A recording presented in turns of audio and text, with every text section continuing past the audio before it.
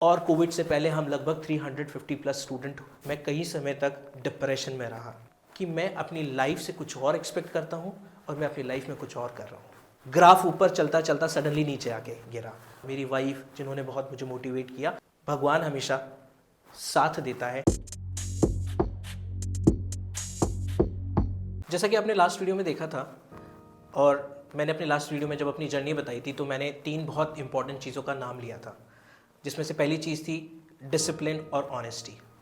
किसी भी एंटरप्रेन्योर के लिए डिसिप्लिन और ऑनेस्टी बहुत इंपॉर्टेंट चीज़ है।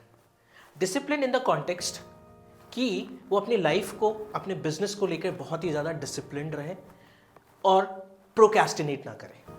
अगर वो डिसिप्लिन्ड होगा और अपने क्लाइंट्स, अपने कस्टमर्स को बहुत ऑनेस्टली ट्रीट करेगा तो आई थिंक लॉन्ग टर्म में वो बहुत बेनिफिट करेगा, जैसे मेरे साथ हुआ। कैसे?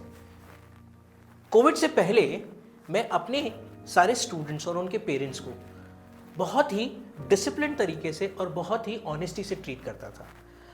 जो मुझे उस बच्चे के लिए अच्छा और सही लगता था, मैं हमेशा उस बच्चे को, उसके पेरेंट्स को उसी डायरेक्शन में गाइड करता था without looking at my own profit.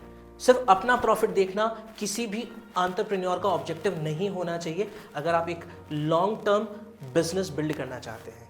और इसका इफेक्ट कोविड के बाद आया। कोविड के बाद जब मैंने बिना मार्केटिंग के वापस से अपना ऑफलाइन बिजनेस स्टार्ट किया अपनी उस पर्टिकुलर सोसाइटी में, उस पर्टिकुलर प्लेस में, तो वहाँ पर मुझे ये देखने को मिला कि वो स्टूडेंट्स जिनको मैं जानता भी नहीं था, उन्होंने भी कहीं ना कहीं इस इंस्टीट्यूट को रिकमेंड किया, EMS अकेडमी को रिकमेंड किया अपने ब्रदर्स के लिए, अपने सिस्टर्स के लिए, अपने फ्रेंड्स के लिए। तो कहीं ना कहीं मुझे ये रियलाइज़ हुआ कि मैं अपने कस्टमर्स, अपने क्लाइंट्स के लिए बहुत ही ज़्यादा ऑनेस्ट था, बहुत ही ज़्यादा डिसिप्लिन था, जिसका इफेक्ट वहाँ प्रेजेंट हुआ। दूसरा बहुत इंपॉर्टेंट एलिमेंट है कंसिस्टेंसी। कंसिस्टेंसी इसलिए क्योंकि अगर आप अपनी लाइफ में कंसिस्टेंट नहीं है, कंटिन्यूसली बार बार किसी चीज़ को नहीं कर रहे हैं, तो बहुत दूर तक जाना मुश्किल है। अगर मैं इसका एग्जाम्पल देना चाहूँ आपको मेरी लाइफ से, तो मैंने कंसिस्टेंसी का रियल मतलब समझा जब कोविड ख़त्म हुआ।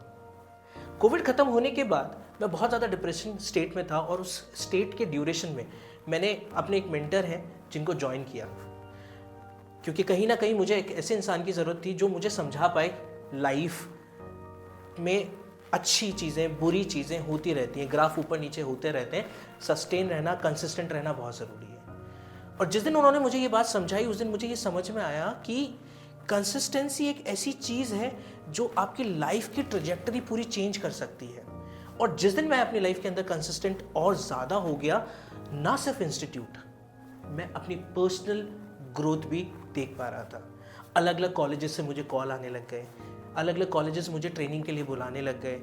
तो मुझे ऐसा लगा कि लाइफ में कुछ तो बेहतर किया है मैंने, जिसका रिजल्ट मुझे इस फॉर्म में मिल रहा है। तो वो एलिमेंट जो था वो थी कंसिस्टेंसी। एंड थर्ड, जो मुझे लगता है कि सबसे ज़्यादा इंपॉर्टेंट है, वो है परसिवरेंस। हम लोग अक्सर हार मान जाते हैं या फिर कोशिश करते करते कोशिश करना छोड़ देते हैं।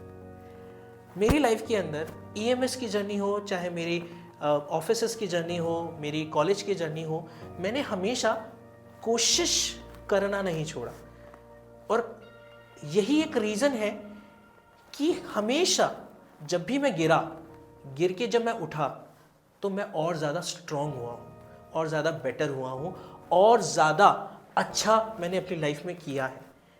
मगर ये पॉसिबल नहीं है अगर आपके अंदर परसिवरेंस नहीं है। तो कहा जाता है ना, जैसे आप लोगों ने डायलॉग सुना होगा, अक्सर जो स्ट्रॉन्ग होता है वो गिरता है, लेकिन उससे भी ज़्यादा स्ट्रॉन्ग वो इंसान होता है जो गिर के वापस और भी स्ट्रॉन्ग तरीके से उठता है।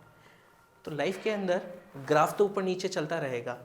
इम्पॉर्टेंट ये है कि आप उस जर्नी को कितना डिसिप्लिन, कितनी कंसिस्टेंसी और कितने परसिवरेंस से मेंटेन कर रहे हैं, मैनेज कर रहे हैं। And I think this is the biggest quality of any entrepreneur. अगर आपको ये वीडियो अच्छा लगा तो प्लीज़ लाइक करिएगा, सब्सक्राइब करिएगा, एम्बिशियस टॉक को, and thank you so much.